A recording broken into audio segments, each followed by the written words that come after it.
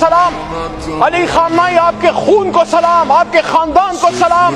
86 سالہ بزرگ بھی شہید, 16 مہینے کی بچے بھی شہید, ہماری ماں ان کی وائف وہ بھی شہید, ان کا داماد بھی شہید, اور شہیدوں پہ شہید. لیکن افسوس کی بات ہے کہ جو 170 بچیاں شہید ہوئی ہیں, میں سمجھتا ہوں, میں مناسب سمجھتا ہوں کہ میں اپنے ملک کے وزیر اعظم سے بسد احترام یہ بات رکھوں کہ آپ نے جس بھی سوچ کے ساتھ ٹرمپ کے لیے فیصلہ کیا تھا کہ اس کو نوبیل پیس پرائز کے لیے نامینیٹ کریں, مجھے امید ہے میری یہ بات کاٹی نہیں جائے گی, یہ میوٹ نہیں کی جائے گی. میں انہیں پاکستان کے اندر رہتے ہوئے یہ بات کر رہا ہوں, جس کے ہاتھ پہ مسلمانوں کے ایک عظیم لیڈر کا خون ہے وہ سب کو چھو سکتا ہے, وہ امن کا پیغمبر نہیں ہو سکتا, وہ امن کا نمائندہ نہیں ہو سکتا.